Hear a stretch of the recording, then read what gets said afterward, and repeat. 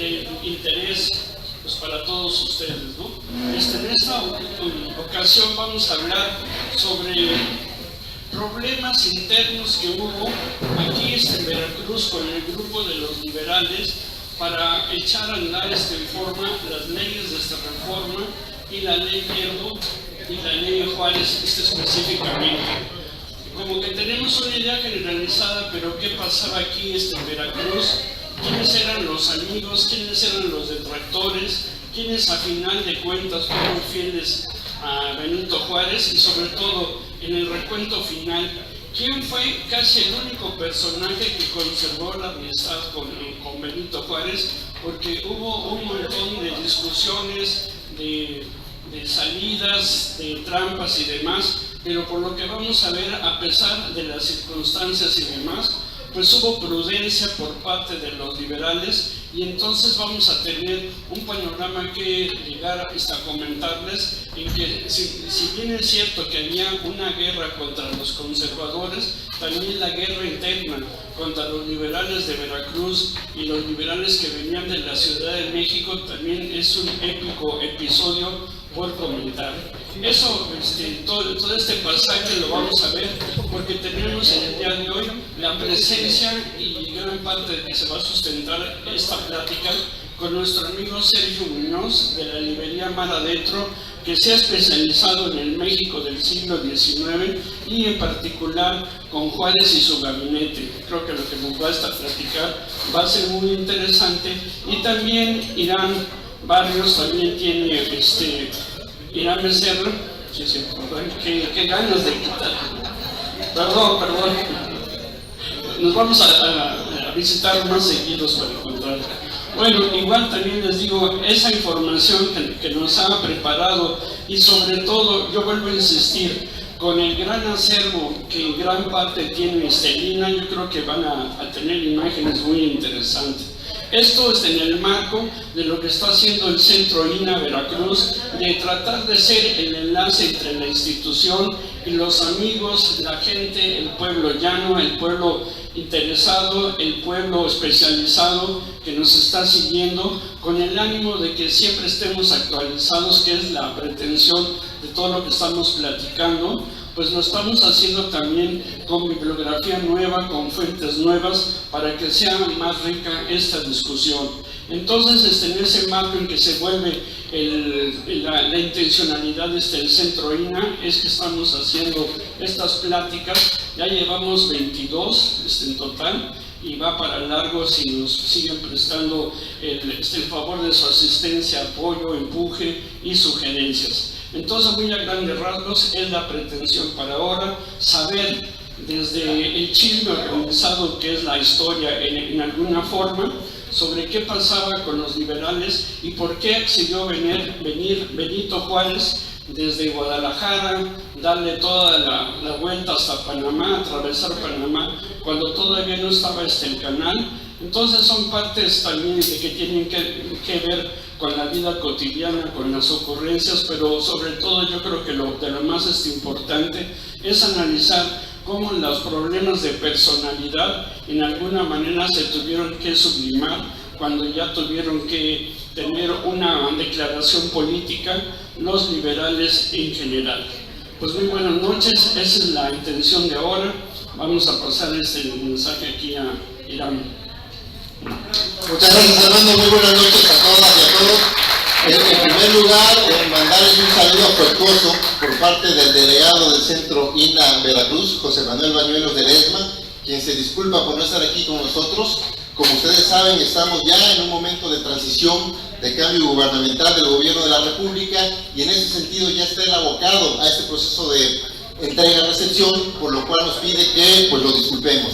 Pero también quiero agradecer la presencia de la otra parte muy importante con la cual no se harían estos programas, que es el convenio, recordemos, que hay entre el Centro INA Veracruz y el Grupo Cultural Veracruz a través del tiempo, y para ello, por supuesto, quiero agradecer la presencia de nuestra presidenta, la doctora Pilar Ferrer Muñoz, que está aquí con nosotros. Muchas gracias, Pilar.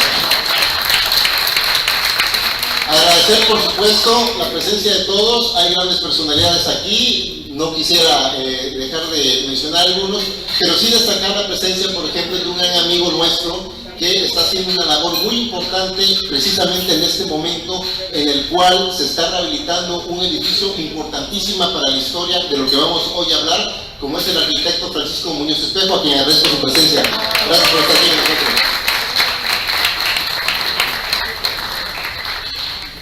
Hay un lugar muy especial para nosotros en el centro histórico de la ciudad de Veracruz, que se ha vuelto un centro cultural por excelencia en los últimos 7 años. Un lugar que es un punto de reencuentro y encuentro de la sociedad cultural, artística de aquí de la ciudad de Veracruz, y que gracias a ese esfuerzo que hizo este personaje que voy a presentar, hoy en día Veracruz tiene una nueva imagen también, porque hoy tenemos una de las mejores librerías que hay aquí sin duda en el país, y esto no se podría hacer sin el esfuerzo de nuestro amigo Ramón Lane, que está aquí presente. Muchas gracias. Agradecer también la presencia, como siempre, solidaria de la familia de nuestro amigo Sergio Muñoz, como es su distinguida abuelita, su papá y toda la familia. Bienvenidos también, gracias por estar aquí con nosotros.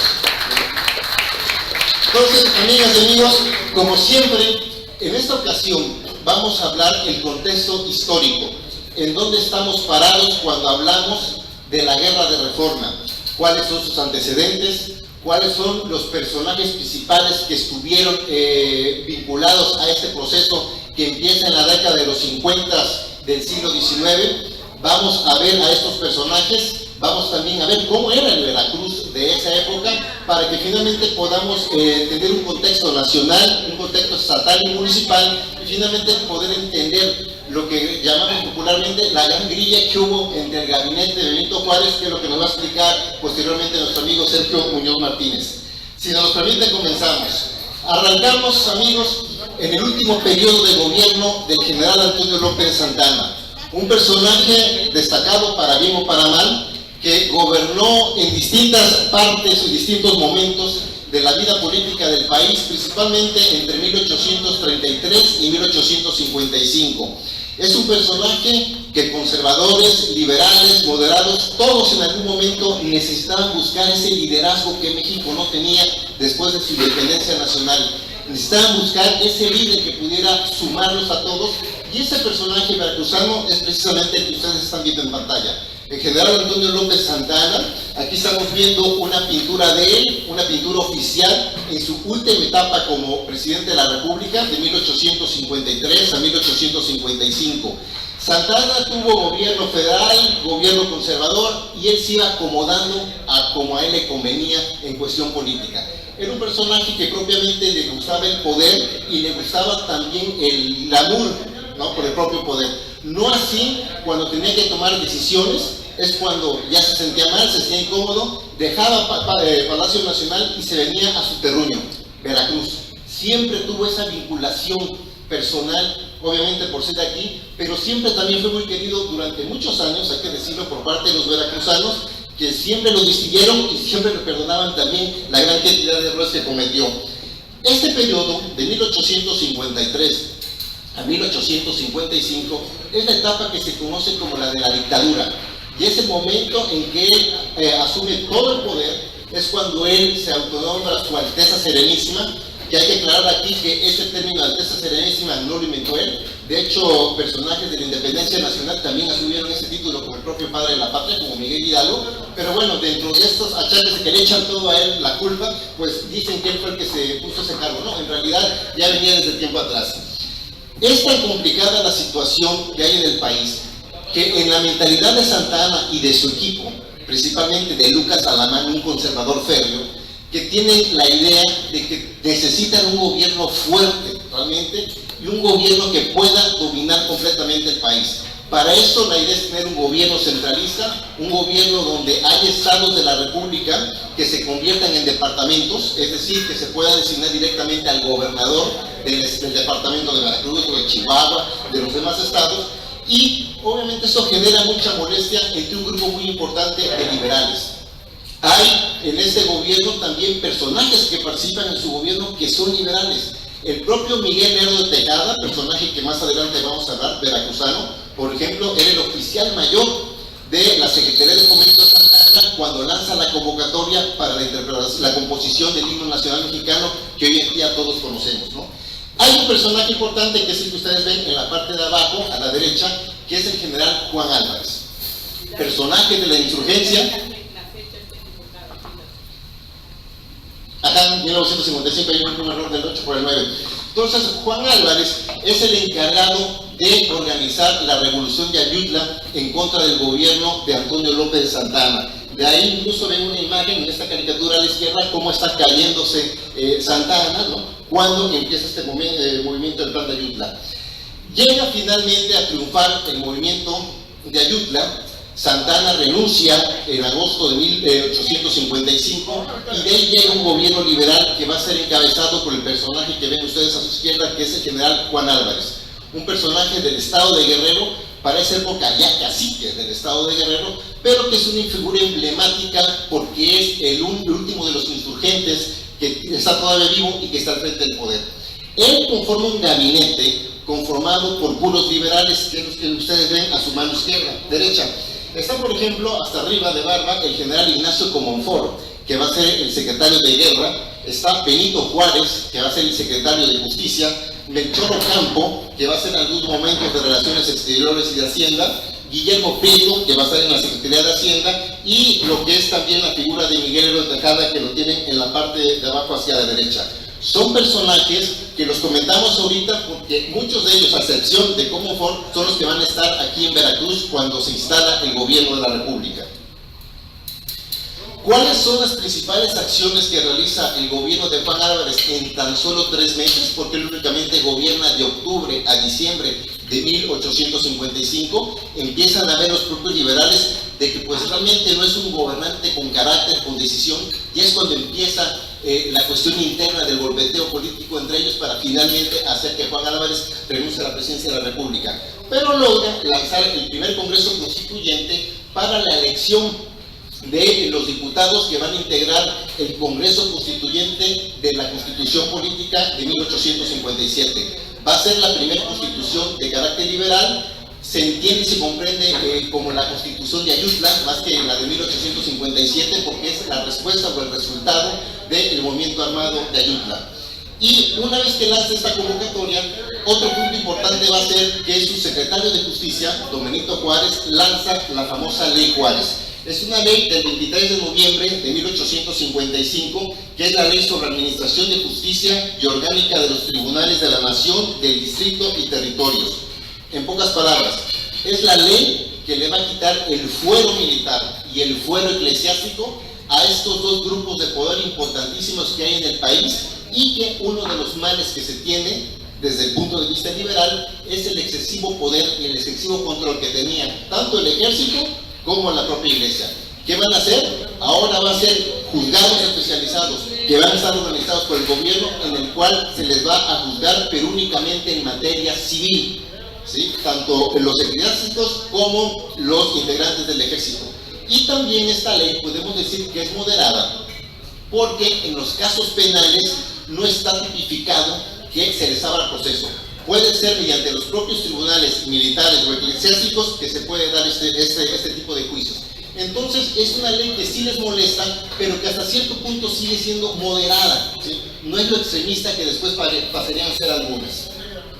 Una vez que renuncia don Juan Álvarez, el hombre fuerte en ese momento es el secretario de Guerra, y es el general Ignacio Comonfort, a quien ustedes están viendo a mano izquierda. Ignacio Comonfort queda como presidente interino en un primer momento, y es el que se va a encargar ya de estar vigilando el proceso de desarrollo del Congreso Constituyente. El Congreso Constituyente se va a realizar en Palacio Nacional. Prácticamente tiene él el control político, ¿sí?, de los congresistas constituyentes, y una vez que se apruebe esta constitución, después se va a promulgar lo que es la ley Lerdo. En la parte de la derecha hacia arriba están viendo ustedes la imagen de Miguel Lerdo Tejada. Él promulga lo que es la ley de desamortización de las fincas rústicas urbanas de las corporaciones civiles y religiosas en México. Eso es la famosa ley de manos muertas. Toda aquella cantidad de propiedades inmensas que tenían, ¿sí?, algunos grupos civiles, pero principalmente la iglesia, y que no les dan ningún funcionamiento, simplemente o tienen los terrenos o tienen edificios y no les dan esa explotación económica que desde el punto de vista liberal deben de tener, pues ahora se les va a expropiar con esta ley. Y aquí es donde viene ya el primer rompimiento frontal, ¿sí?, entre lo que es el clero católico y el gobierno de Ignacio Comonfort. Ignacio Comonfort es un personaje un tanto controvertido por una situación. Es liberal, pero al mismo tiempo siempre tiene la idea de conciliar intereses. Y en ese afán de querer sentar a conservadores con liberales, obviamente él no lo puede hacer y se le arma un gran conflicto al interior del gobierno y obviamente con los propios conservadores. Aquí estamos viendo de que una vez que se da esta famosa ley de manos muertas y que se empieza a quitar muchas de las propiedades que no utiliza la iglesia y se las queda el gobierno, la cuestión es económica. El gobierno lo que quiere es tener propiedades para ponerlas a la venta, ¿sí?, para que haya actividad económica. Ese es el fin de los liberales. Y que obviamente pues empiece a haber movimiento económico en el país, que no había en ese momento. Pero como siempre, la corrupción, la tentación, el exceso de poder hace que los propios liberales caigan en una situación muy peculiar que tiene que ver con las esposas de los ministros o secretarios de Estado del gobierno de Ignacio Comonfort, y eso es lo que nos va a explicar de manera muy breve Armando Ruiz. Gracias. Bueno,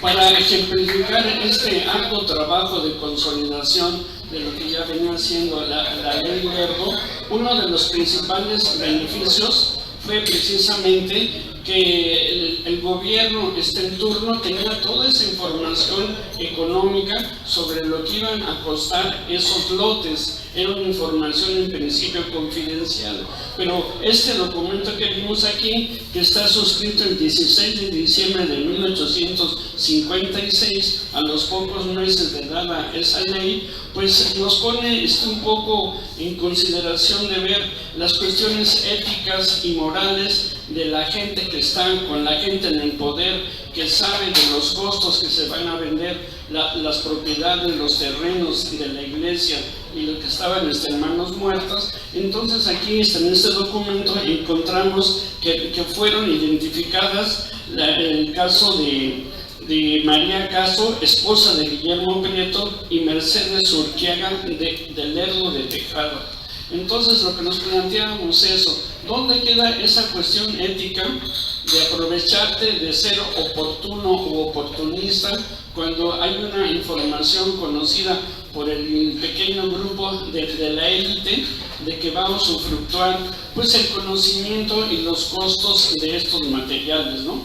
O sea, por un lado es esa cuestión de preguntarnos eso éticamente, pero también es algo muy interesante porque en estas leyes podemos encontrar que ya es prácticamente muy abierto el papel que va a conceder el Estado para la participación de las mujeres. Entendamos que en el virreinato las mujeres no tenían voz ni voto, y en algunas ocasiones en las cuestiones de propiedades solamente podían argumentar las viudas, pero ni siquiera las esposas, ¿no? Entonces esta información paralela a todo este movimiento político económico lo vamos a ver en el desarrollo de andar encontrando estas pequeñas píldoras informativas sobre los problemas que estaban pasando para conformar ya digamos los precios para la venta de terrenos en esa época. Entonces consideramos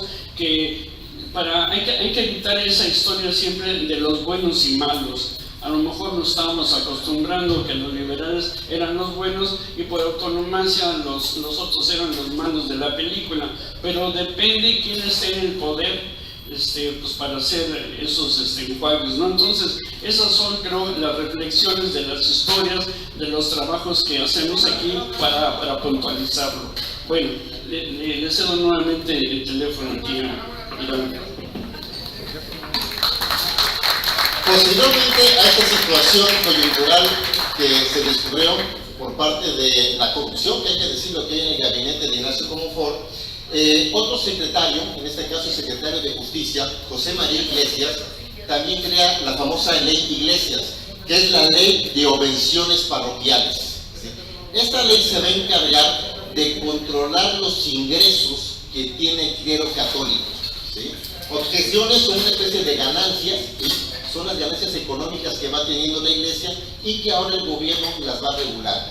Va a establecer las formas en las cuales la iglesia tiene que cobrar todos los servicios que da, bautismos, matrimonios, entierros y demás, pero también establece de manera muy especial que todas las personas pobres, que no tienen obviamente recursos y que son católicos, no tienen la obligación de pagar el diezmo que obligatoriamente tienen que dar. Es una cuestión de carácter social, independientemente de la separación de Estado y Iglesia, que la ley Iglesias considera que es necesario aplicar. Y esto obviamente es otro golpe más que se da entre el gobierno federal y el gobierno y el sector clerical.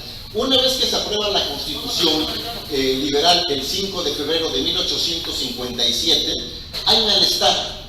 Ahí hay que decirlo, la propia población, que en ese momento es muy creyente, es muy católica, ¿sí?, ven mal estas acciones que está realizando el gobierno de Comonfort, rechazan la Constitución liberal de 1857 y en el ánimo de Comonfort de querer presionar que efectivamente todos los funcionarios de gobierno aplicaran la Constitución, ordena que tanto los funcionarios federales como de los demás niveles de gobierno, incluyendo los municipios, hagan el juramento de lealtad a la Constitución.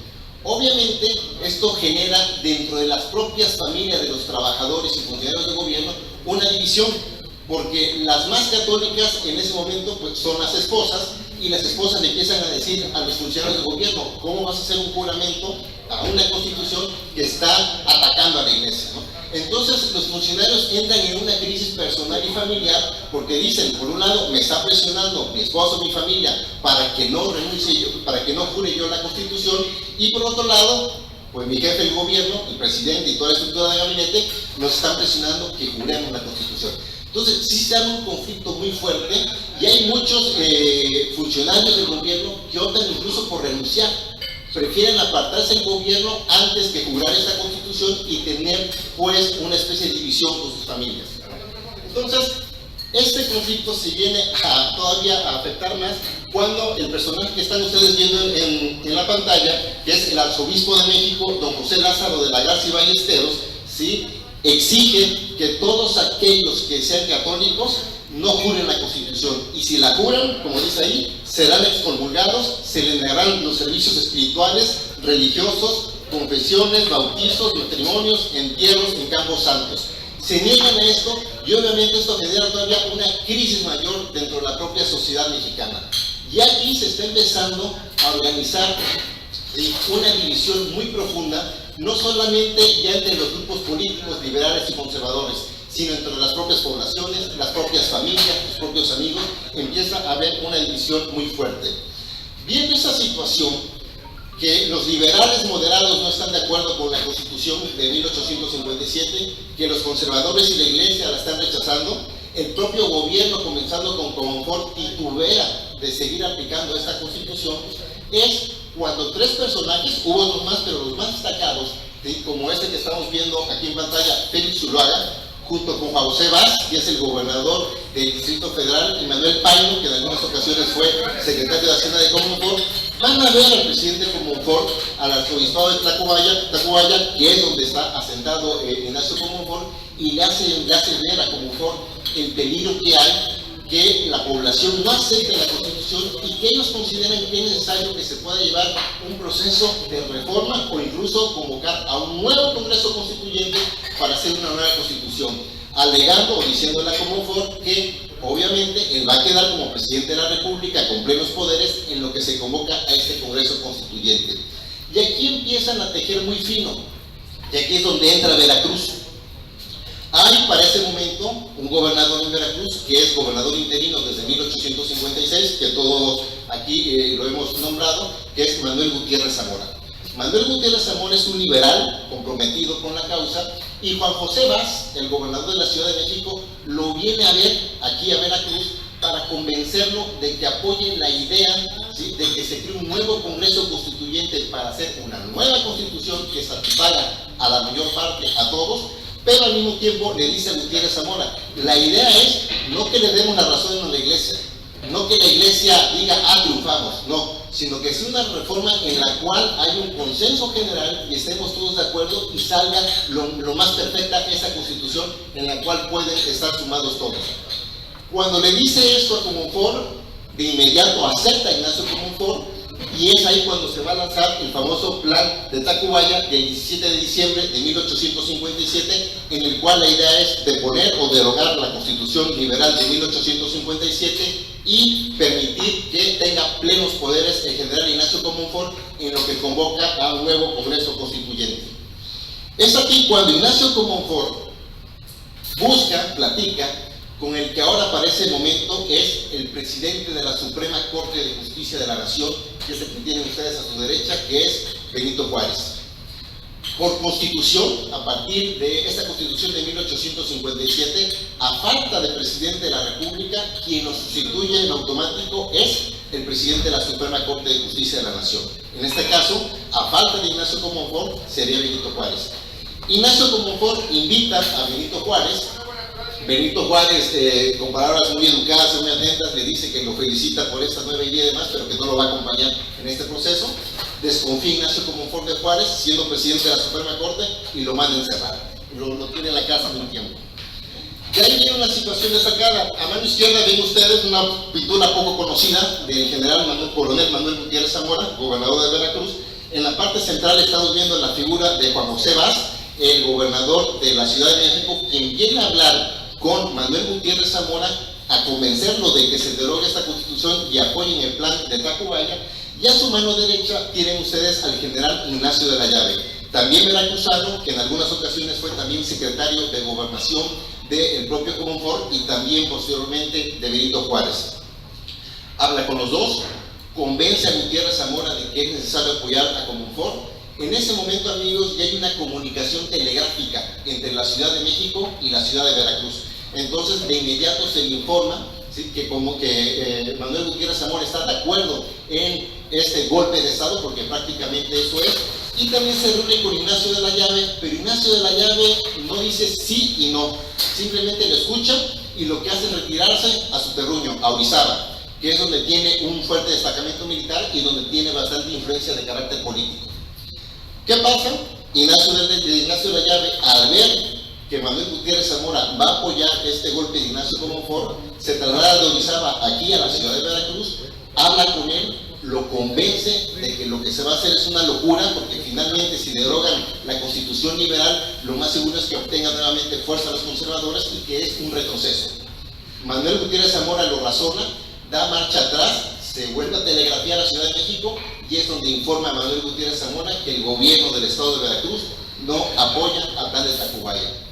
La fuerza política y la fuerza militar que tenía Veracruz en ese momento hace finalmente que Comonfort desista de continuar con este plan. Es gracias a Manuel Gutiérrez Zamora, que da marcha atrás, y al peso específico que tenía el estado de Veracruz, que los planes se vienen abajo. Una vez que acontece esto, Ignacio Comonfort lo primero que decide es, bueno, ya no me apoyan, tampoco la apoya Zuluaga, porque empieza a titubear mucho Ignacio Comonfort y decide renunciar a la presidencia de la República e irse al exilio. Pero tiene la inteligencia de que antes de irse al exilio, manda a sacar de la cárcel al que había metido, a Benito Juárez. Sabe perfectamente bien que una vez que él se vaya, por mandato constitucional, el que va a ser presidente de México es Benito Juárez. Se retiran y finalmente ahí es cuando vienen los dos conflictos. Félix Zuluaga se convierte de facto en el presidente de los conservadores, que va a estar en la Ciudad de México. Benito Juárez se convierte en el presidente legalista, porque finalmente por constitución a él le corresponde la presidencia. Y aquí es donde vamos a tener a lo largo de estos 3 años dos gobiernos: el gobierno conservador en la Ciudad de México y el gobierno liberal en un primer momento en varias ciudades del Bajío y posteriormente aquí en Veracruz. Con esto, amigos, estalla lo que conocemos como la Guerra de Reforma o la Guerra de 3 años. Y es, poco lo sabemos, la Guerra de Reforma es la guerra más salvaje, la más brutal que ha habido entre los mexicanos. Ni siquiera la guerra de independencia, ni siquiera la Revolución Mexicana, ¿sí?, hubo tanto encono, tanto odio, tanto rencor, ¿sí?, textualmente, como lo fue la Guerra de Reforma. porque también es una cuestión, sí, de algún punto de vista de la fe, otros desde el punto de vista de la legalidad, pero también hay ese tigre que trae el mexicano, el pueblo mexicano dentro, que sale a relucir en esos momentos. Y entonces es tanto el encono que hay, que por ejemplo, algunos poblados, ¿sí?, en los cuales si hay un conflicto, les voy a poner, por ponerles un ejemplo, supongamos que el pueblo de Medellín no se lleva con los de Jamapa, ¿no?, y los de Jamapa se declaran liberales. Pues los de Medellín, como los de Jamapa son liberales y son nuestros enemigos, nos declaramos conservadores y vamos a atacarlos, y viceversa, ¿no?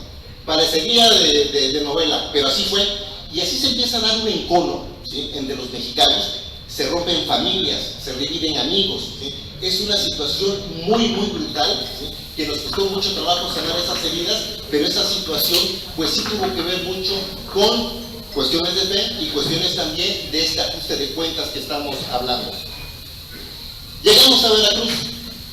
Estamos en el mes de agosto de 1856, cuando finalmente se decide que la sede de los poderes estatales va a pasar de la ciudad de Jalapa aquí a la ciudad de Veracruz.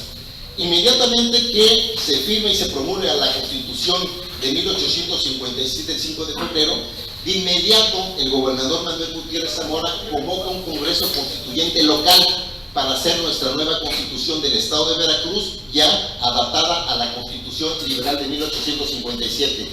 Y es cuando el 18 de noviembre, precisamente de este año, el Congreso Constituyente del estado de Veracruz, sentado aquí en esa ciudad y puerto de Veracruz, es que se promulga la Constitución Política del estado de Veracruz por parte de Manuel Gutiérrez Zamora.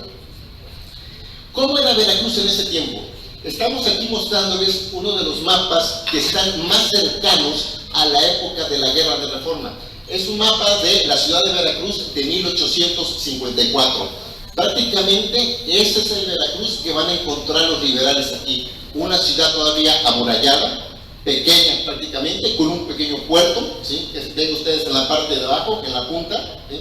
Y aquí estamos viendo en este mapa dos lugares importantes que más adelante los vamos a ver. En el punto rojo, que logran ver hasta arriba, es lo que hoy en día es la calle de Madero con Zamora. En esa esquina es precisamente donde estuvo la casa en donde en un primer momento vivió Benito Juárez. Posteriormente, ya con la guerra, con los ataques que da Miramón en contra de Veracruz, decide trasladarse a San Juan de Ulúa. Y en la parte que ven verde, cuadrito verde hacia la derecha, abajo, ahí están viendo la casa donde se firmaron las leyes de reforma. Casa que hoy en día no existe y que más adelante la vamos a ver. Estamos hablando de Veracruz en ese momento, es una ciudad que cuenta con tan solo 10,000 habitantes.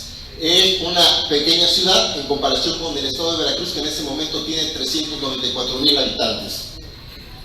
Estamos aquí en esta casa, que es el Gran Hotel Diligencias.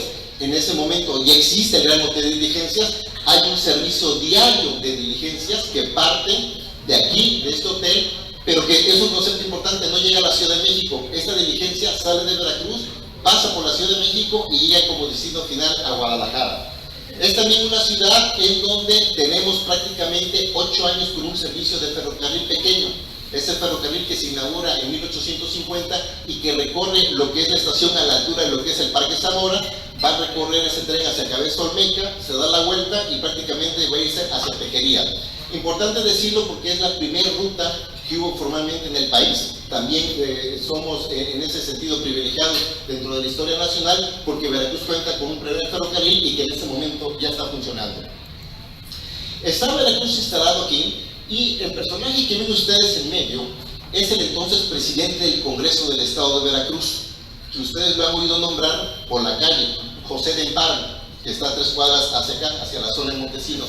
José de Empara es fundamental para el gobierno de Manuel Gutiérrez Zamora y es fundamental también dentro de esta alianza de liberales que hay. Gracias al apoyo de estos personajes es que Benito Juárez decide instalar la capital de la República aquí. En un recorrido que más adelante nos va a platicar Sergio de cómo sale la Ciudad de México y todo ese recorrido hasta que llegue aquí a Veracruz. ¿Por qué Veracruz? En primer lugar, por el apoyo político que Benito Juárez y los liberales van a tener del gobernador Manuel Gutiérrez Zamora, el apoyo político de otros destacados personajes, como es José de Empara, presidente del Congreso, que había sido alcalde de Veracruz, y el apoyo militar, que también es muy importante decirlo, del general Ignacio de la Llave, quien ustedes ven a mano derecha. Otro punto importante de Veracruz, porque es el factor económico, cómo se va a mover el gobierno de la República, cómo va a trabajar, ¿sí? Veracruz se caracterizó por tener una fuente de ingresos permanentes a través de ¿qué? De la aduana marítima de Veracruz. Es donde entra el dinero constante y sonante que no solamente llega a Veracruz, sino que contribuye en una medida muy importante para las finanzas públicas del gobierno de la República para esa época. Esta es la imagen, ¿sí? De la Puerta del Mar, que todavía existe, que está en la parte de atrás de lo que es la región naval actualmente, y a mano derecha es donde podemos ver en ese edificio donde estaba la aduana, donde llegan los recursos. Con esos recursos se va a mantener el gobierno de Benito Juárez durante esos 3 años, ¿sí? Otro factor importante es la comunicación con el mar.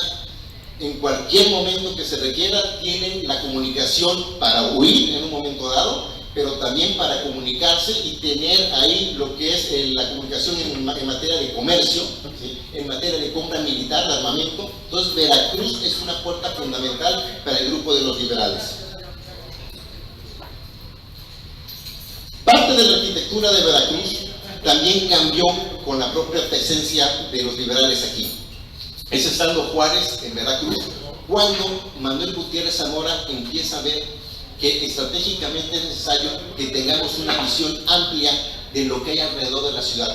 En ese momento la ciudad, como vimos hace un momento, estaba todavía amurallada. No podemos ver más allá de la muralla, aunque estaba pequeña, no más de 3 metros de alto, pero también necesitamos tener una visión hacia el mar por cualquier ataque que podría venir. Entonces, ahí les pusimos una flechita.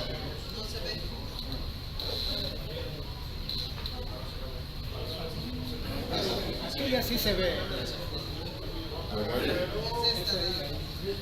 Es un complot de los conservadores.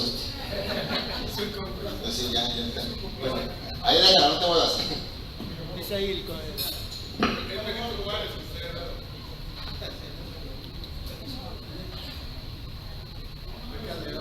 Bueno, ahí me queda un dato. Ahí están viendo una flecha. Bueno, vieron la flecha. Precisamente en esta parte es donde llegaba la torre de la Catedral de Veracruz.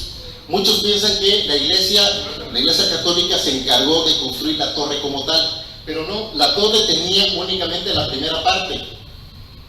La primera parte, y donde está la flecha hacia arriba, Manuel Gutiérrez Zamora la manda a construir. ¿Por qué? Porque va a ser la torre estratégica para tener una visión completa alrededor de la ciudad ante cualquier ataque que pudiera haber. Entonces es gracias, en algún sentido, a los liberales, es gracias también a Manuel Gutiérrez Zamora, que hoy se cuenta con esa torre, que es más alta en comparación a la estructura de la catedral, debido precisamente a que por estrategia militar se mandó a construir. Manuel Gutiérrez Zamora, nada más para ubicarlo bien, actualmente existe un parque, el Parque Zamora, que está aquí, a todos lo conocen, aquí hacia la zona sur de la ciudad. Es una estatua de 1892, de las más antiguas. La parte de aquí atrás, la calle, se llama Zamora, es precisamente la imagen que tienen ustedes a su derecha, ¿sí? Estamos viendo también aquí este edificio donde se acostumbran a comprar las nieves de Huehuelo, precisamente aquí en la zona hacia el malecón. Esa casa ahí vivió y ahí murió Manuel Gutiérrez Zamora. Tiene la coincidencia porque donde murió Manuel Gutiérrez Zamora es precisamente esa calle la que lleva ya su nombre, ¿sí? Por eso es la lógica de que la calle actualmente se llame Zamora. Aquí estamos viendo esta casa que está aquí haciendo la obra de rehabilitación nuestro amigo Francisco Muñoz. Es la casa donde vivió Benito Juárez en un primer momento. Está en la esquina de lo que es Zamora con Madero. Aquí fue donde va a comentar más adelante Sergio una anécdota interesante de Juárez estando en esta casa, y próximamente se va a rehabilitar y va a ser parte de un museo muy importante en el cual todo esto que ustedes están viendo pues también obviamente se va a conocer y va a ser otro atractivo cultural y turístico para nuestra ciudad. Juárez decide irse cuando hay los bombardeos fuertes por parte de los conservadores al castillo San Juan de Ulúa. En ese momento todavía existe ese faro que estamos viendo ahí en la fotografía. Obviamente este faro ya no existe. Es un faro que empieza a funcionar a finales del siglo XVII y que a partir de 1809 empieza a ser ya de manera giratoria. Esta casa, amigos, es interesante porque es la casa donde se expidieron las leyes de reforma. Hay un mito de que actualmente el recinto de la Reforma, donde era el Parque Juárez, hay una placa ahí incluso, ¿no?, dada por un presidente de la República, que dice que ahí fue donde se firmaron las leyes de reforma. No fue así. Ese convento, el de San Francisco, fue objeto de las leyes de reforma y obviamente fue expropiada por el propio gobierno, fue administrada primero como bodega, luego como faro, después como biblioteca pública, y a partir de 1968 es el recinto de la Reforma. Pero eso es muy distinto a decir que ahí se firmaron las leyes de reforma.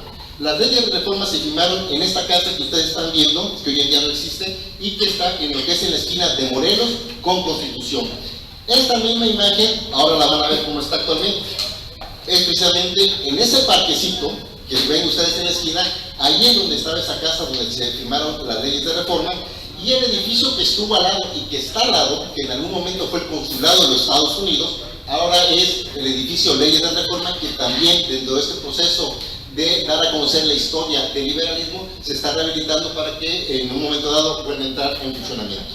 Y es así como Veracruz se convierte en residencia del gobierno constitucional, se convierte en el último reducto liberal y en el defensor de la legalidad, como está catalogado desde ese momento. Una vez que llega Benito Juárez aquí y todo el movimiento interno que hay del gabinete, es lo que a continuación nos va a explicar nuestro amigo Sergio Muñoz. Gracias.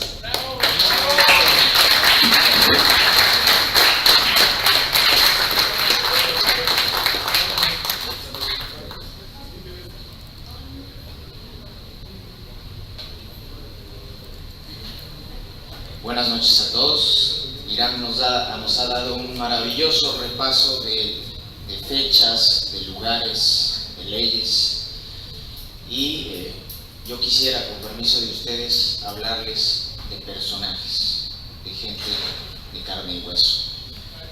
El título de mi intervención es La familia enferma, y no es que esté yo de sádico, de provocador, hablando así de los juaristas.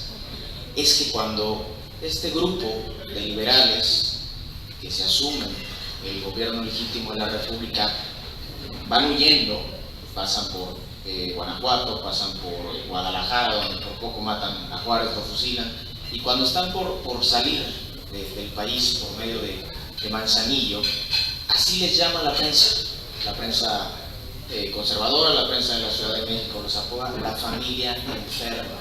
Y cómo le caló a Guillermo Prieto y cómo le caló a Juárez ese mote. Y claro, ¿no?, tienen esa imagen de ese grupo tristón, amargado, penoso y apenado, ¿no?, vagando por el país como una familia enferma. Y después hablo de la corte juarista en el exilio. Y dirán, ¿por qué en el exilio, no?, están en Veracruz? Pero en el momento en que ellos están en Manzanillo, ellos van a abandonar el país, ellos van a exiliarse, ¿no? Y en ese momento ellos emprenden un viaje que convierte a esos juaristas en un episodio más de una situación muy interesante que hay en la historia de la humanidad, y en la que México y Veracruz, con su complejidad y con su riqueza, tienen su propia versión, y son las cortes paralelas, las cortes en el exilio. Para ser rapidísimos con un concepto, una corte en el exilio sería un grupo de poder que es desplazado forzadamente fuera del centro de poder tradicional a otro lugar, y desde ese lugar ellos van a ostentarse como la autoridad legítima. No todos los exilios son de ese estilo, ¿no? El Shah de Irak, ese se fue y no andaba diciendo que tenía el poder, él ya lo había perdido. Entonces, si pudieras, por favor. Esta familia enferma tiene de enemigo, además de la clase alta de la Ciudad de México, además de a los banqueros, a los empresarios, tiene a la maquinaria de comunicación más poderosa que ha conocido la humanidad, a la Iglesia Católica. Y este es si mal no recuerdo, fue una circular del arzobispo Lázaro de la Garza Ballesteros, y ahí lo pueden ver perfectamente. Un partido antieclesiástico, ¿no?, el veneno de las falsas doctrinas, un partido antirreligioso. El Partido Liberal busca la destrucción completa del catolicismo en México, la rotura de nuestros vínculos sociales, la proscripción de todo principio religioso, la sustitución de la moral evangélica, única digna de tal nombre, con aquella moral ficticia del interés. Hombre, ¿cómo te defiendes de eso? La siguiente, por favor. En Guadalajara, el obispo de Guadalajara dice: ¿dónde están los impíos que osaron maquinar contra Dios y sus ministros? Han desaparecido como la nube que arrebata el huracán, arrebatados por la ira de Dios, mientras ellos están yéndose al exilio, saliendo. Y lo que ocurre es que los guaristas no se van a quedarse a otro país. Ellos hacen un circuito, salen por Manzanillo, cruzan por la actual Panamá, llegan a Nueva Orleans, en Nueva Orleans pasan por La Habana y llegan al puerto de Veracruz, y en ese momento ellos se vuelven un ejemplo más de eso que les digo, la corte del exilio. Y les voy a dar 3 ejemplos rapidísimos, por favor. Constantinopla, la funda Constantino el Grande, y él se muere, el emperador de Roma, el Imperio Romano. Y durante los siguientes 100 años, sus sucesores, uno en Constantinopla va a decir: es que yo soy el legítimo de aquí y de allá de Roma. Y otro en Roma va a decir: es que yo soy el legítimo de aquí y de allá de Constantinopla. Y así durante 100 años, hasta que se fragmenta el imperio formalmente y tenemos el imperio romano tradicional y el imperio romano de Oriente, el imperio bizantino, todo eso. Por favor. Los mismos papas. En el siglo XIV al XV tuvimos un papa en un territorio que pertenecía al papado, en Aviñón, en el sureste de Francia, diciendo: no, el papa soy yo, no el que está en Roma. Y otro en Roma diciendo: no, el papa soy yo, no el que está en Aviñón. Y con guerra de por medio de eso, que no era nada más que eran los mensajitos, era guerra de por medio. El siguiente, por favor. Carlos I, cuando lo rodean las fuerzas parlamentarias que lo quieren matar, se lleva a la corte a Oxford. Y no solamente se lleva a la corte, sino que se inventa un parlamento que legisla de acuerdo al sistema legal establecido de la monarquía inglesa, y ahí estuvo, hasta que perdió, hasta que lo capturaron y hasta que lo decapitaron.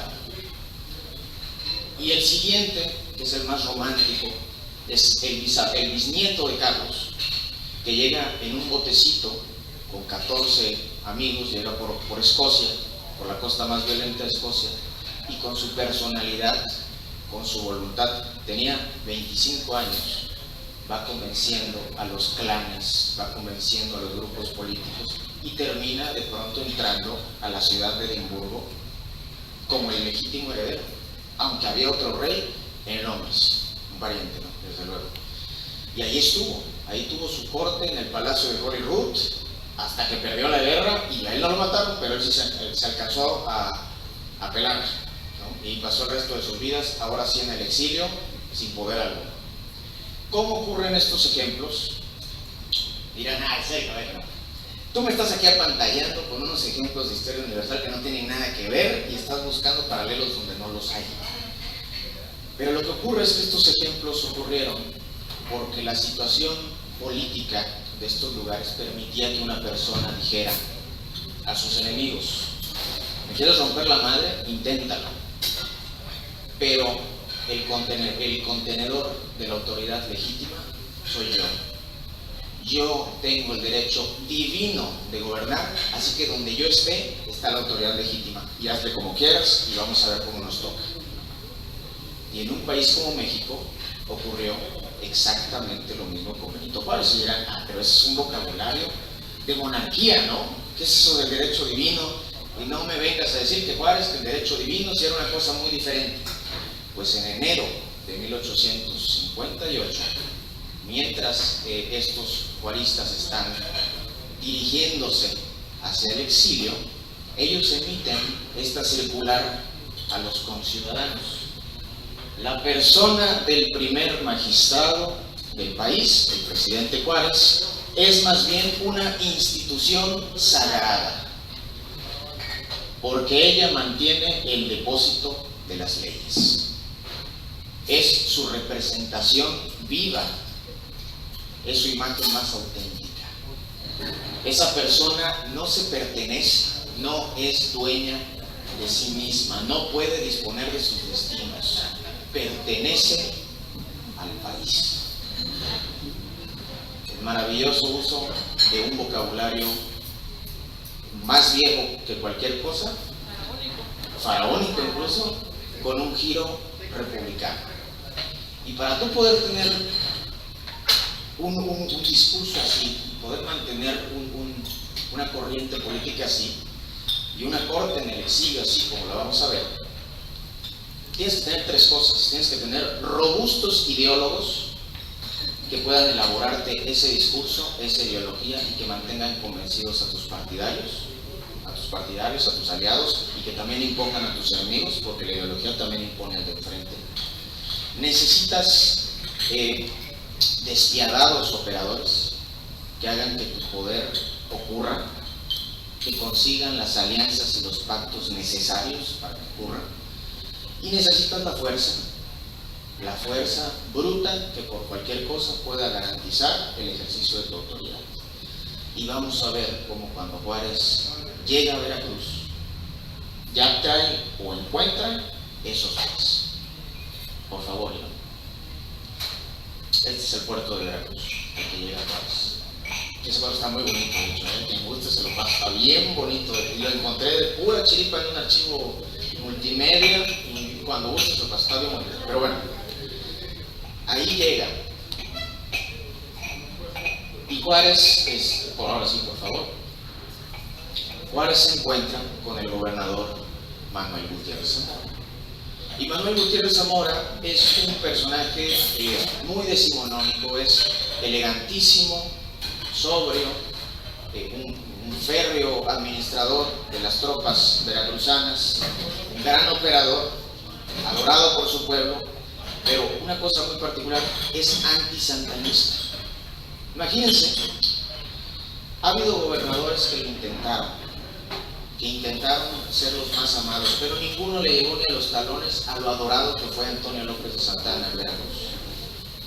Ahora imagínense, mientras sigue vivo el general, un general popular, un gobernador popular que además es antisantanista. Hay que darle crédito a una personalidad de ese estilo, ¿no creen? Entonces Manuel Gutiérrez Zamora recibe a Juárez, y él ciertamente era un gran personaje y además un hombre honesto, nunca se le encontraban cosas, pero él tenía hermanos, y su hermano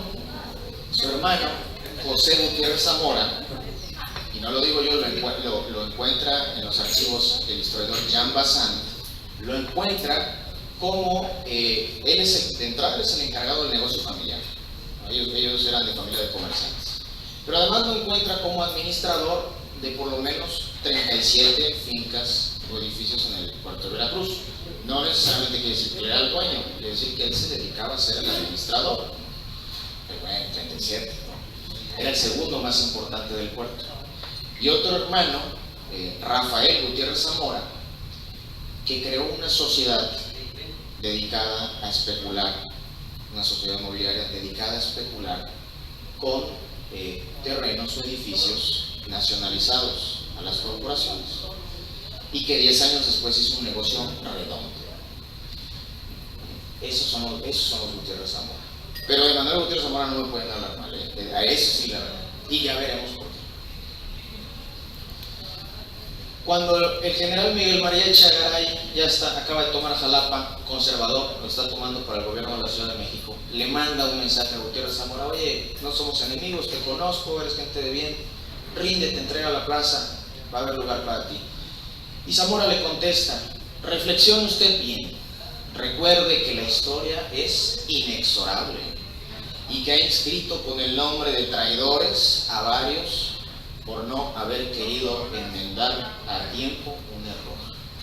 Traducción: no tengo nada en contra de ti, pero te estás equivocando, te voy a ganar y la historia te va a destruir. Vamos a ver cómo nos toca. Por favor. Ahora,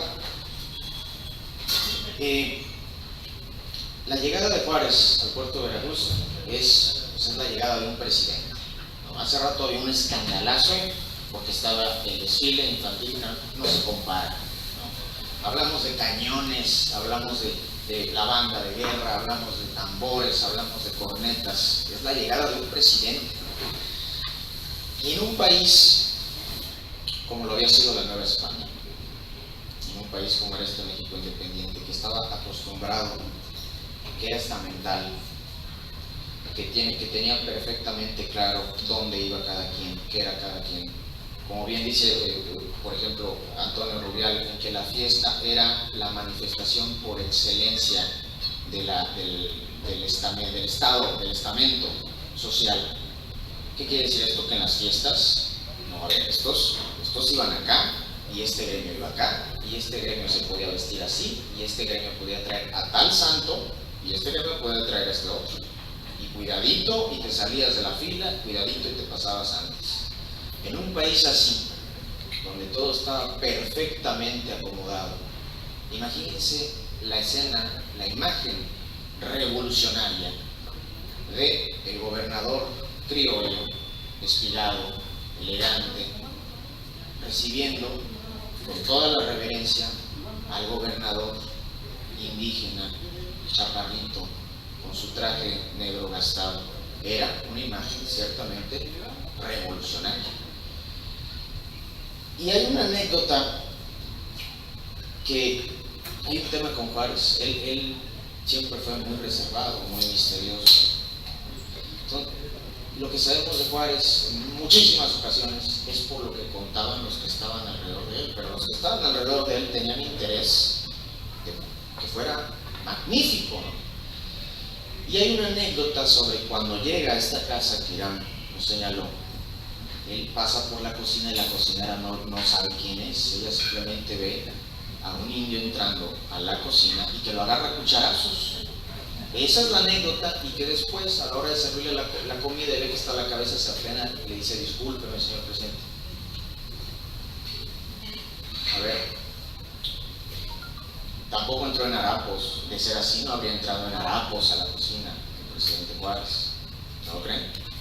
¿No? Ahora, ¿ustedes de verdad creen que no iba, todos los trabajadores del centro de Veracruz no iban a ver esa llegada del presidente? ¿No lo iban a ver desde? A mí personalmente me suena un poco inverosímil. La he visto recogida en un libro de Andrés Enestrosa, me parece que es más bien novela histórica, y no sé exactamente si él es el quien inventa o quien la recoge, probablemente quien la recoge. Pero eso ocurre con Juárez. Juárez está rodeado de una maravillosa constelación de grandes escritores como Guillermo Prieto, de grandes, bueno, como veremos a continuación, Ocampo, que era igual un escritor por sí mismo. Entonces a veces decimos: uy, ¿y en qué momento estamos viendo al Juárez literario de sus cuates? ¿No? Entonces nos vamos a la siguiente. Se junta el gabinete constitucionalista, el gabinete juarista. Tenemos, y no son nada más 5 o 6, es todo un séquito. Ellos, en muchos casos sus familias, sus clientes, en el sentido de sus trabajadores, sus asistentes personales. Y bueno, básicamente es agarrar a un montón de grillos y meterlos a un salón en el calor de Veracruz. ¿Qué puede salir mal? Y lo que ocurre es que rápidamente este grupo, esta corte, se convierte, se fragmenta, en dos grupos. Y el primero lo encabeza Melchor Ocampo. Y Melchor Ocampo es el hijo de una heredera hacendataria. Él nace con mucho dinero. Él estudió en Francia. Él tenía intereses de botánica. Leía toda la teoría política francesa, la tenía perfectamente entendida, la esgrimía a la perfección. Pero también ocurría algo: para cuando estamos en 1858 en Veracruz, Melchor Ocampo está quebrado, porque además era muy mal administrado. Y cuando tú tienes estilo francés, maneras francesas, y eres mal administrado, no hay dinero que rinda, no hay dinero que alcance. Ese es Melchor Ocampo. Pero además, él es de los que al momento de perder la guerra contra Estados Unidos, se dice, no, había que seguirle con las guerrillas, había que desgastar al enemigo, no había que hacer como los santanistas que querían írselos a encontrar al campo de batalla y nos llevaban de corbata. Él quería seguir con las guerrillas, él quería seguir combatiendo a los Estados Unidos. Él es esa corriente liberal. Por el otro lado está Miguel Lerdo, y Miguel Lerdo es todo lo contrario. Miguel Lerdo es de esa gente que tiene dinero y sabe tenerlo, ¿no? Muy buen administrado, un abogado despiadado, que se lleva con banqueros, que se lleva con los empresarios, pero eso sí, a quien siempre lo arrastró el estigma, la acusación de que cuando ganan los norteamericanos, los angloamericanos, varios empresarios, abogados, políticos, incluyéndolo a él, se supone que celebran un banquete en el que reciben a los generales estadounidenses en plan de, bueno, pues ya perdimos, pues vamos a ver qué se puede negociar, o qué se puede hacer, o qué negocio se puede hacer. Eso siempre él lo arrastró. Y en cierta forma, si lo piensan, son personalidades muy distintas, ¿no? Uno es francés, uno muy a la francesa, Melchor Ocampo, y él dice, vamos a ganar esta guerra porque tenemos las ideas y porque tenemos la valentía en el campo. Y Miguel Lerdo es más anglosajón, él dice, no, vamos a ganar porque tenemos el dinero para ganar, ¿eh? Si no, no. ¿Y qué ocurre? Que durante año y medio de la guerra, mientras el país cada mes se desbarata más, se masacra más, se ejecuta más, se secuestra más, todos conflictos a nivel local, a nivel estatal, este gabinete no tiene un plan real de gobierno. ¿Qué? ¿Tú te ostentas como el legítimo gobernante del pueblo mexicano? Ajá, pero ¿qué quieres hacer? ¿Qué es lo que vas a hacer? Bueno, además te vas a esperar que ganes y ya vas a esperar. Y entonces ocurren los mártires de Tacubaya, los famosos 53 de Tacubaya, ejecutados por Leonardo Márquez, y el general liberal José Santos Degollado viene casi apestando a pólvora a Veracruz y dice, oigan, ¿se resuelve o a ver qué va a pasar? Y con todo y que José Santos Degollado era compadre de Melchor Ocampo, con todo y que el conflicto en gran parte venía de que Lerdo quería nacionalizar bienes de la iglesia para tener activos líquidos y Melchor Ocampo no quería, por muchísimas razones que no he de aburrirlos, con todo y eso se terminan expidiendo las leyes de reforma. No he de profundizar con las leyes de reforma, he de seguir, con permiso de ustedes, con los personajes, pero se expiden las leyes de reforma y continúa la guerra. Y aquí me estoy robando estas miniaturas, yo las hago, yo las pinto, nada más las que hacemos, pero la guerra continúa. La guerra continúa y con las leyes de reforma los liberales consiguen empezar precisamente a hacer activos líquidos, pero también empieza a haber movimientos extraños. ¿Cuáles son los motivos políticos de los movimientos en el gabinete juarista? Realmente no lo sabemos. Pero de pronto, Melchor Ocampo está negociando con el embajador americano Robert McLean, está negociando un posible tratado. Y al mismo tiempo Miguel Lerdo pasa de julio a, me puedo estar equivocando, pero si no me equivoco llega a finales de julio y se va a finales de septiembre de 1859. Son que 2 meses, casi 3 meses en Estados Unidos, en que él hace un triángulo: Nueva Orleans, Nueva York, Washington. Y todo esto lo reporta el enviado liberal de los juaristas en Washington, que es José María Mata. Y José María Mata es yerno de Melchor Ocampo. Entonces obviamente le está pasando todo el chisme. Oye, el Lerdo se está viendo con estos. Oye, el Lerdo anda haciendo esto. Y una frase maravillosa, parafraseándola, le dice José María Mata Ocampo: los banqueros te dan o amabilidad o te dan crédito. Y yo sé que yo soy muy adusto, muy amargado, y yo sé que a Lerdo lo reciben muy bien, pero el que ha conseguido los préstamos he sido yo. Los banqueros te dan amabilidad o te dan crédito. Pero además, a José María Manta le llega una carta desde Francia, de un Oseguera, un compatriota, y él le dice: hey, aguas porque aquí yo me estoy enterando que Lerdo les está haciendo doble juego, y así como está trabajando con ustedes, él se está poniendo de acuerdo con Manuel Escandón para ver qué negocios pueden hacer. Manuel Escandón, los Escandón, son una familia de empresarios veracruzanos, y ellos terminarían teniendo su lugar en la historia porque son quienes hicieron las grandes obras ferrocarrileras de Veracruz. Una investigación que, por cierto, está haciendo en este momento, ya debería estar por terminarla, Bernardo García Díaz. Va a hacer un libro muy interesante sobre los escándalos. Imagínense, una carta así. Y bueno, por favor, la siguiente. Ese es José Santos de Gollado.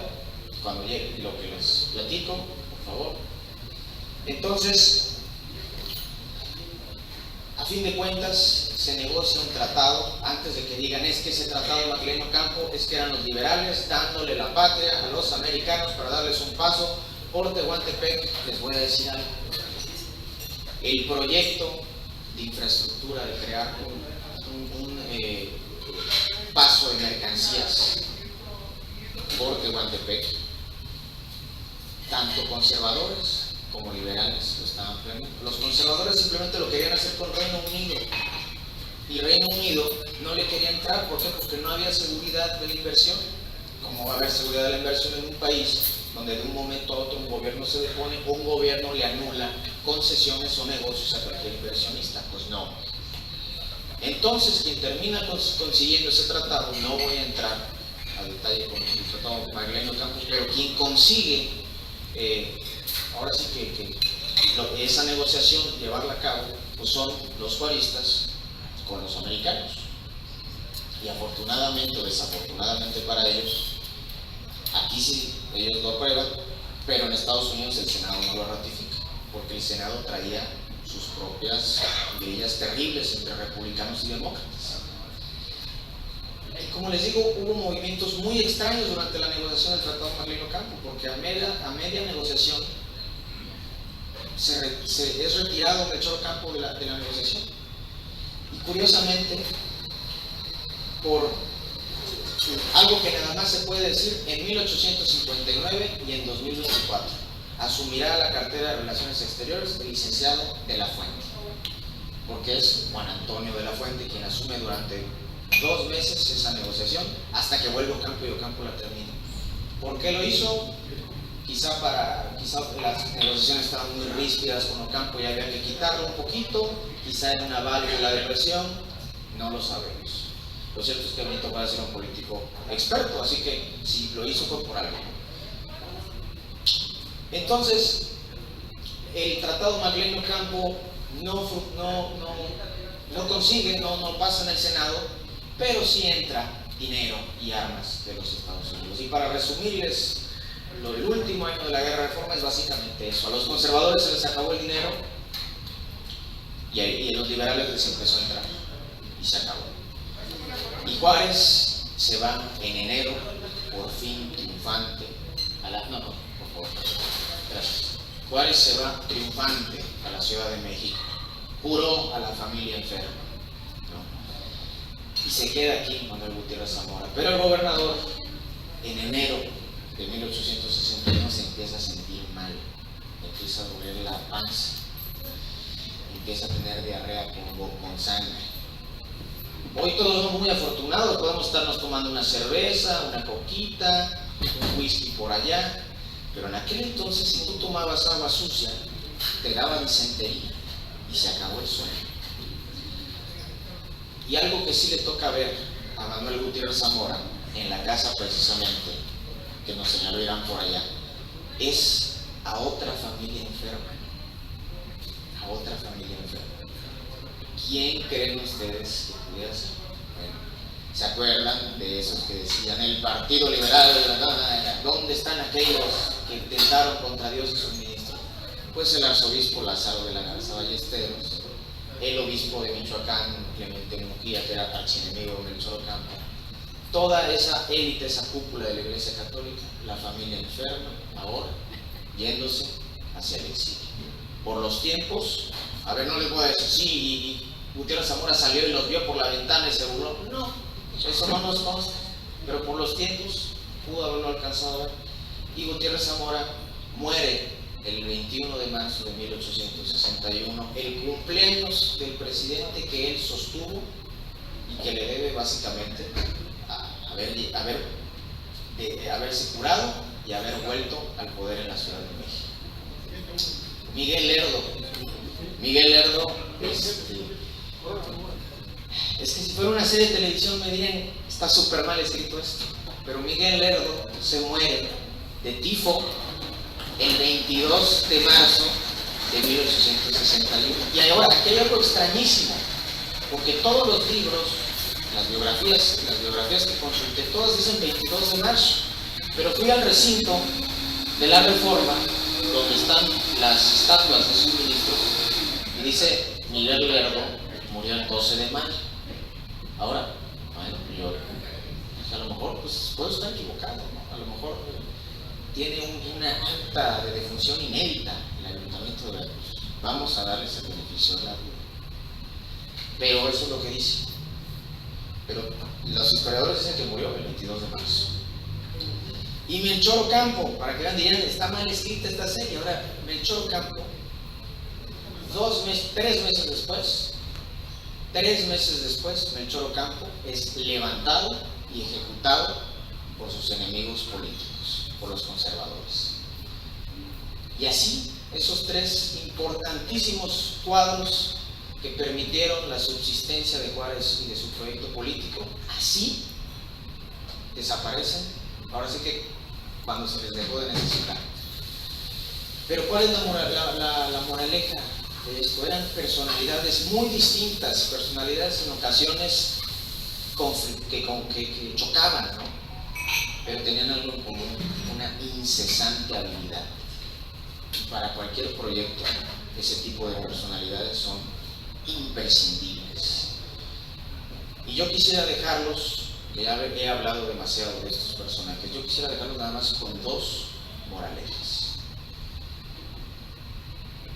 Pero un dato rapidísimo. A mitad de la guerra, el hermano de Manuel Gutiérrez Zamora, en medio de los asedios de Veracruz, se suicidó, se quitó la vida.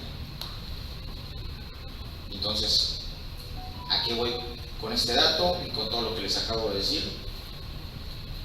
Los personajes históricos no son nada más una estatua aburrida, una estatua con fichas, con datos a veces mal puestos. Los personajes históricos fueron gente de carne y hueso, que como nosotros vivieron sus ambiciones, sus intrigas, sus dramas familiares y personales, con el maravilloso telón de fondo de los grandes acontecimientos nacionales. Y la segunda moraleja es que la próxima vez que anden por el centro de Veracruz y traigan algún coraje, alguna preocupación, quieran mentarle la madre a alguien, hace mucho calor, no hay algo, huele a miados, digan, bueno, hace 150 años también, pero con la diferencia de que a mí, a ustedes, no los está buscando la mitad del país para matarlos. Y yo les aseguro que se van a sentir un poquito mejor. Muchas gracias.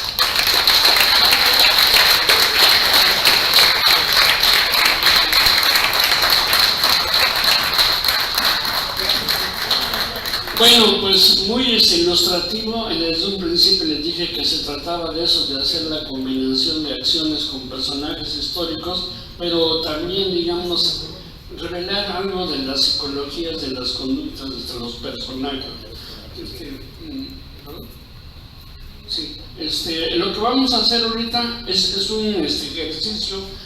Como les decía, esa cuestión, Guillermo Prieto yo creo que fue uno de los personajes más inteligentes, pero que por egos o lo que sea tuvo más problemas, incluso con Benito Juárez, de ponerse en contra, de salirse del equipo y volver a regresar. Eso es algo como que medio inconcebible, pero también revisando esta cuestión de las cronologías, resulta ser que en el año de 1871, a la muerte de Margarita Maza, la esposa de Juárez, él es el encargado de las últimas palabras. Entonces eso es interesante. Imagínense, dos amigos tuyos, incluso ahorita como un ejemplo, ¿no?, que han sido amigos desde siempre, pero que por alguna desavenencia, porque se pelearon por los partidos políticos y demás, y se dejan de hablar, existan ahí todavía en las condiciones en que se vivía en aquella época, ese perdón, esa reflexión para olvidar de las cosas por las que te enojaste y demás, y permitir, en este caso, que el amigo, enemigo, amigo, fuera quien diera ahora las palabras de despedida, ¿no? Yo creo que eso hace muy interesante, y también encontramos que precisamente México ha sobrevivido de milagro. En todo el siglo XIX naufragamos entre guerras y guerras internas. Yo creo que fue de lo peor en esa época, y yo creo que debe de servirnos de esta reflexión, que si sobrevivimos a las invasiones norteamericanas y francesas, y ahora en el siglo XXI al COVID y demás, pues francamente somos inmortales, o debemos de ver de que tenemos algo de que nos llena de satisfacción y de fuerza, independientemente del grado social o económico que tenemos, porque compartimos una historia verdaderamente súper interesante. Vamos a ver aquí unas fotografías, pero tenemos también por último un documento que creemos de que puede interesarle. Le pedimos a Jairo que venga por acá para que los muestre.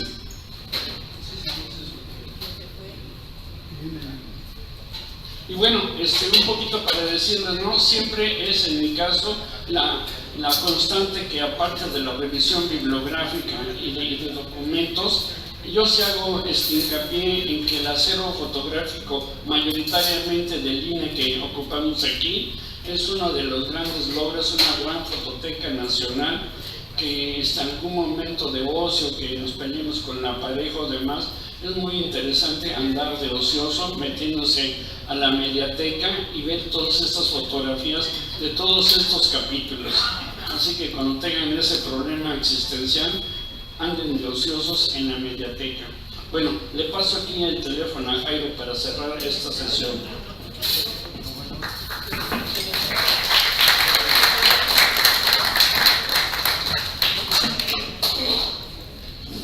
Bueno, pues buenas noches. Ya no les voy a hacer más larga la velada, porque yo creo que ya están un poco cansados aquí con los presentadores. Yo nada más voy a hacerles una pequeña aportación extra aquí con el tema que dieron ellos. Es muy interesante porque se me hizo muy interesante este documento, porque pues, precisamente habla de un acontecimiento importante que ocurrió mientras Juárez estaba aquí con su gabinete liberal en Veracruz. Bueno, yo les voy a comentar más que nada qué pasa. Yo me dedico a indagar e investigar en los archivos históricos de aquí de la Casa Jurídica. Entonces hay distintos acontecimientos y sucesos que abarcan desde el siglo XVII hasta el siglo XIX. Entonces me encontré un documento del año abarca la fecha de diciembre de 1860. Si pueden ver, está un poquito borroso, es por la calidad de las fotos, yo creo, pero menciona a Manuel Díaz Mirón, quien fuera el papá de Salvador Díaz Mirón. ¿De qué trata el documento? ¿De qué trata el suceso? Bueno, él menciona que está exigiendo el pago de un adeudo que se le debe, según él, en el documento lo detalla, sobre unos pagos de una finca que estaba a su nombre, que había pertenecido a un propietario español en el año de 1800, hasta el año de 1822, que heredó a su esposa de aquel entonces y fue pasando de distintos benefactores hasta llegar a su nombre de él, quien tenía un convenio con Pedro del Paso y Troncoso, quien era hermano de Francisco del Paso y Troncoso. Entonces me hizo muy interesante porque hay cartas que citan a los liberales. Por ejemplo, hace una carta a Melchor Ocampo, que entonces era el secretario de Relaciones Exteriores, y pues también menciona a Manuel Gutiérrez Zamora, quien era el gobernador constitucional, a Ignacio de la Llave, menciona a otros liberales, hasta Santos de Gollado. Por eso se me hizo muy interesante pues mencionarlo, ¿no? Se lo voy a hacer más resumido. Se trata de una propiedad que era una pequeña finca que se le heredó a la esposa de ese hacendado, que llevaba como nombre Andrés de Barros. Se le heredó a su entonces esposa, quien era Josefa Mendoza, María Josefa Mendoza. Entonces esta propiedad estuvo la mitad del nombre a ella, o sea, de las ganancias. Esta finca tenía también otros negocios, como por ejemplo la exportación de fruta, de verdura, tenía reses, tenía distintos oficios, ¿no? Entonces la mitad de este valor de esa finca estuvo en nombre del convento de Loreto, que en ese entonces era el convento que estaba anexado al hospital de Loreto, que es el que se encuentra hasta la fecha. Entonces fue pasando de distintas albaceas hasta llegar a manos de Manuel Díaz Miró, quien antes estaba a otro nombre, que era una señora que fue su esposa o estuvo casada con ella. Entonces él se avala en la ley Juárez del 13 de julio de 1859, que era la reciente ley que había creado Juárez. Entonces él exige el pago, al ya de tener nombre de las escrituras, exige un pago de pues, la mitad de los bienes que él exige. En cambio, pero no se le da una resolución en el momento, porque como estaba la mitad de la propiedad del nombre, el nombre del convento, la ley Juárez también excluía de todos los bienes eclesiásticos. Entonces querían pues ellos apropiarse como tal de la propiedad. Entonces cita varias cartas, por ejemplo a Melchor Ocampo, que le cita pues quiere las ganancias. En ese entonces el monto ascendía no más de 3,000 pesos de la época. Entonces Melchor Ocampo no le da respuesta. En lo que yo pude indagar en los archivos no le da respuesta. Hace una carta citada a Manuel Gutiérrez Zamora, quien tampoco le da una respuesta satisfactoria. Cita a Ignacio de la Llave, quien tampoco le da, pues no le da respuesta. Entonces al final, pues lo que yo pude investigar, porque la verdad está un poco largo el documento, son como más de 30 páginas. O sea, yo puse las principales, no sé si podemos seguir adelante. Lo que me causó curiosidad fueron las firmas, las hojas con las firmas que no se ven. Bueno, esa es la portada, la principal donde menciona el caso. Esa es la hoja de las firmas, son como 5 hojas que vienen con firmas de testigos, de abogados, los nombres de los liberales que citan y pues de muchas personas, ¿no? El caso duró más hasta enero de 1861, precisamente pocos días después de que Juárez salió de la ciudad de Veracruz.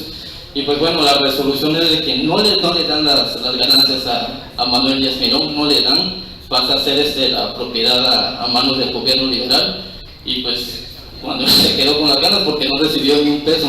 Es importante recalcar que esta finca estaba en el antiguo barrio de Minas, que era lo que estaba extramuros de la muralla de Veracruz, casi cercano al barrio de las Californias. Estaban muy cercanos ese barrio al barrio de Minas, al barrio de las Californias. Entonces ahí estuvo muchos años hasta que después pues, fue demolida con la destrucción de la muralla y se empezó a ampliar la ciudad. Entonces se me hizo un documento muy interesante, ¿no? Porque no solamente hay este documento, hay muchos documentos en la Casa de Cultura que pueden encontrar. La verdad, les recomiendo ir si gustan ir porque van a encontrar muchas cosas, ¿no? Veracruz tiene mucha historia, hay muchas cosas que no sabemos de muchos personajes. Y les digo, hay documentos desde el siglo XVII, es el más antiguo. Me encontré con un documento del año de 1650, es el más antiguo que yo he podido ver. Y hay pues, los más recientes son como de 1920, 1930. Pero tienen muchas cosas, por ejemplo, ponen una escritura, una caligrafía que yo creo que ni el mejor escribano de la época la podría deducir porque es muy sensible, o sea, se necesita mucho estudio para deducir cómo escribían en esa época el caso, el documento, y ya los más recientes pues ya son más, pues con una taquigrafía más moderna para la época, ¿no? Y pues bueno, quería mencionar ya también como aportación pues los liberales, es muy interesante, ¿no? Porque pues, aquí en Veracruz tiene mucha historia. Por ejemplo, hablaron de Melchor Ocampo, que fue el primer personaje que citó Manuel Salvador Díaz Miró, y me da curiosidad el nombre que tenían, por ejemplo en el documento como lo citan. ¿Saben cómo se llamaba Melchor Ocampo, su nombre original? ¿Cuál era? El nombre original de Melchor Ocampo era José Telesforo Juan Nepomuceno Melchor de la Santísima Trinidad Ocampo y Valle, era el nombre original de Melchor Ocampo. José Telesforo Juan Nepomuceno Melchor de la Santísima Trinidad Ocampo y Valle, y así lo citan en el documento, O sea, tiene un nombre, yo me lo imaginaba, ¿no? Por ejemplo, a Degollado lo mencionan, y lo mencionan también con la parte final con su apodo que recibió, que era el héroe de las derrotas, que tuvo el héroe de las derrotas tuvo ese apodo de Santos Degollado. O sea, se me hace muy interesante, ¿no? Y nada más como última aportación que se me hace muy interesante, que aquí mi compañero amigo Sergio habló, Santos Degollado es el único liberal, o corrígeme si estoy mal, que sale a vengar la muerte de Melchor Ocampo cuando fusilan a Melchor Ocampo en Tequila del Río. O sea, los liberales lo aborrecieron cuando estaba recibiendo el apoyo de Inglaterra porque él quería hacer una mediación entre conservadores y liberales. Entonces los liberales lo aborrecieron, o sea, lo consideraron casi un traidor.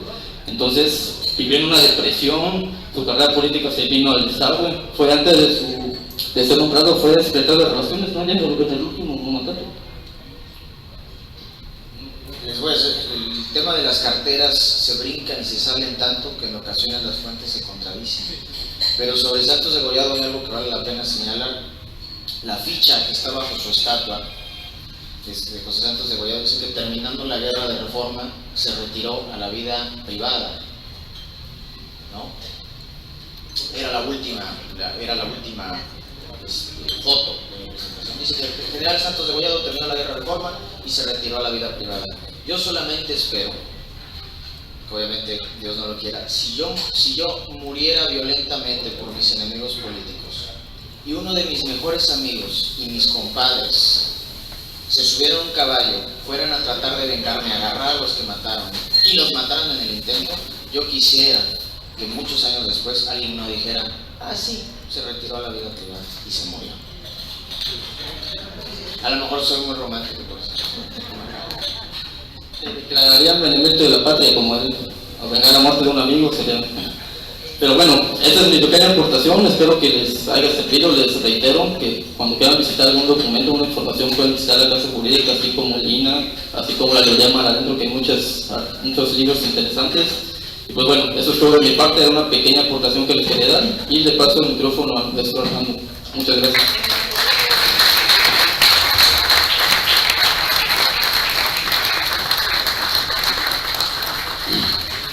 Bueno, como vemos, es riquísima, abundante en detalles o demás, pero ya es tiempo de hacer un corte epistemológico aquí. Estamos en la actitud de decirles que si tienen alguna pregunta, pueden hacerlo ahorita o después, pero háganlas para sentir que sí les interesó. Pues les agradecemos mucho, de veras. Yo creo que nosotros aprendemos mucho, sobre todo como comentó de equipo en las discusiones. Venimos de diferentes carreras, planetas y demás, pero estamos haciendo ese esfuerzo para que, sabiendo esto, pues ahí lo demos a conocer. Y yo creo que es algo interesante que debe de seguir permeando en estos grupos y en estas obras, ¿no? Si tienen alguna pregunta, sugerencia. Sí. A ver, sí. Quiero saber.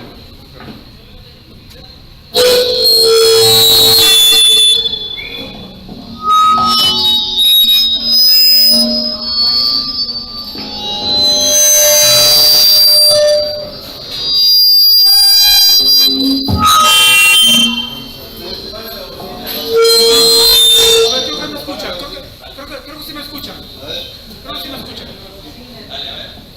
Quiero conocer su perspectiva acerca de cuánto contribuyó la guerra fratricida de Reforma para que cuando viniera la intervención del Segundo Imperio hubiera la integración que no hubo con la previa intervención americana. Eso me gustaría saber de ustedes. ¿Cuánto contribuyó la guerra de Reforma para que la perspectiva como nación fuera diferente respecto a la anterior intervención americana? Bueno, está así rápido. Yo creo que es muy emotivo y eso está dicho por varios autores. Cuando fue la invasión americana, llegaron por Pedro, por su casa, no había un sentimiento de nación. El que vivía en Chihuahua no sabía qué le pasaba en Yucatán, y ya con esta experiencia dio un sentido general, pues el que éramos un pueblo con muchos valores, pero que teníamos que encontrarnos nosotros mismos, ¿no? Y yo creo que también en términos de hubo una moral obviamente más alta, de que también hizo que resistiéramos poco tiempo, aparte de la coyuntura que ya se tenía que ir a Francia. Pero sí, yo creo que hubo un cambio mental, psicológico, y ya podemos empezar a hablar de una conciencia de seres históricos nacionales, pero también aquí Sergio tiene algo que aportar. Estoy totalmente de acuerdo con lo que dices, Armando, y yo nada más aportaría que la invasión francesa no se explica precisamente sin la guerra de reforma, porque el hecho de que se haya formado esta facción monarquista y que haya gestionado todo, fue una gestión impresionante de varias coronas en Europa, no se explica si no es porque el país políticamente se rompe y los enconos y las diferencias se vuelven tan irreversibles que la única solución era: te odio tanto que prefiero que venga uno de afuera. Entonces, de otra manera no se explicaría. Pero es un tema, esa pregunta da para muchísimo. Va más allá. De hecho, la guerra de reforma, como bien decían ellos, es el parteaguas de lo que va a ser la segunda intervención francesa. El gran error político que aprovecharon de Benito Juárez, que fue el hecho de decretar la suspensión de pagos a España, Francia e Inglaterra, permitió que ese grupo de conservadores dolidos y ardidos que estuvieron derrotados en la guerra de reforma tuvieran una manera de respirar políticamente otra vez, y que estos vínculos de conservadores como José María de Estrada, que están con la idea de mantener un gobierno conservador ahora a través de una vía monárquica, y que están constantemente luchando, teniendo reuniones políticas con el propio Papa Pío IX, con el propio emperador Napoleón III, que logra reunirse con él, ¿sí? Y que finalmente lo convencen de que puede establecerse una monarquía constitucional moderada, como era originalmente planteada aquí en México, es lo que le da la oportunidad a los conservadores, desde su perspectiva, ¿sí?, de retomar el poder. Ya no lo van a hacer ellos directamente, ¿sí? Ya no va a estar un presidente conservador al frente, ahora va a estar una monarquía, que en este caso va a estar encabezada por Maximiliano, y que es la manera en la cual ellos van a retomar el poder. Finalmente fracasan porque Maximiliano salió más liberal que Juárez, ¿no? Entonces esto evita completamente que los conservadores puedan realmente asumir el poder como lo quisieron hacer en esta segunda oportunidad. Como bien dicen ambos, la guerra de 1847, la guerra contra Estados Unidos, permitió que naciera el sentimiento nacionalista que antes no existía. Hubo la guerra de intervención norteamericana y hubo partes del país donde no mandaron ni un soldado a luchar en contra de los norteamericanos. La zona norte, por ejemplo, Zacatecas, Chihuahua, Sonora, Sinaloa, no mandaron nada. Y vaya, en honor a la verdad, cuando atacan los americanos la Ciudad de México, Santana está convencido de no rendirse, y eso hay que decirlo, porque se dicen muchas cosas Santana. Y Santana lo que quiere es, antes de rendirse, retomar un nuevo ejército para seguir combatiendo en contra de los norteamericanos. ¿Qué hace? Pues trata de huir y retomar tropas frescas en Oaxaca. ¿Y quién está de Oaxaca de gobernador? Benito Juárez. Y Benito Juárez se opone a que Antonio López Santana entre al territorio oaxaqueño para poder reagrupar tropas frescas para luchar en contra de Estados Unidos. Entonces también aquí el gran error que hemos cometido a lo largo de la historia nacional, ¿sí?, es que hemos vendido nuestra arma al diablo, por decirlo así, con tal de derrotar al contrario, ¿sí? Así como los conservadores se vendieron a los europeos y trajeron una monarquía, los liberales pues se entregaron completamente a Estados Unidos, ¿sí?, porque aquí se trataba de romperte la madre, perdón, a mi enemigo de enfrente, aunque me tenga que vender con el extranjero. Ya sea yo conservador con Europa, yo sea liberal con Estados Unidos, pero hay una manera de hacerlo. Ir hacia atrás, la guerra de reforma, ¿por qué se ganó? Es impensable no contar, ¿sí?, con la intervención norteamericana para que Juárez hubiera ganado la guerra de reforma. No lo pudo hacer en un primer momento porque está una guerra interesante, en una lucha en Estados Unidos, con la guerra de secesión y demás, pero también el hecho de que los propios Estados Unidos son los que no permitieron, por ejemplo, aprobar el Tratado Malleyo-Campo. Quienes rechazan el Tratado Malleyo-Campo es el Senado de los Estados Unidos. Ya hay una serie de convenios de empresarios norteamericanos apoyados por el legislador de Estados Unidos para empezar a construir el canal o de Panamá o un canal por Nicaragua, pasando el lago que hay ahí en Nicaragua. Entonces, ya hay un negocio. No les conviene hacer un canal por el Istmo, ¿sí?, o tener un tráfico libre por el Istmo de Tehuantepec, como establecía el Tratado Malleyo-Campo, y finalmente se rechaza. Pero esto ayudó a Juárez para que obtuviera 2 millones de pesos, ¿sí?, y para que tuviera el apoyo de una fragata norteamericana, la Saratoga, que estuvo aquí en las costas de Veracruz, ¿sí?, y que cuando vienen las tropas, las 2 buques que van a adquirir Miramón en Cuba, pues sean detenidos arbitrariamente, porque estos territorios son aguas nacionales donde Estados Unidos no se tiene que meter. Sin embargo, ven que llegan estos 2 buques, Benito Juárez está en San Juan de Ulúa, y cuando ven estos 2 buques dicen, no, pues son los barcos que adquirió Miramón. Y en la zona externa, a donde está la muralla de Veracruz, en la zona de los Médanos, cuando van entrando estos 2 buques conservadores, empiezan obviamente a gritar el ejército conservador, porque ya está llegando pues la fuerza que va a permitir que se derroten a los liberales. Se escucha, entonces de inmediato Juárez pide a esta fragata, al capitán de la fragata norteamericana, que intervenga en contra de estos buques. Y ahí fue el fin, ¿sí?, prácticamente, o el inicio del fin de la guerra, ¿sí? ¿Por qué? Por la intervención norteamericana, ¿sí? Entonces, sí, en el siglo XIX no hemos sido tan nacionalistas, no solamente en sentimientos, sino también en una convicción de que si trato de fregar a mi enemigo de enfrente, me voy a vender a quien sea, a grandes rasgos. Gracias.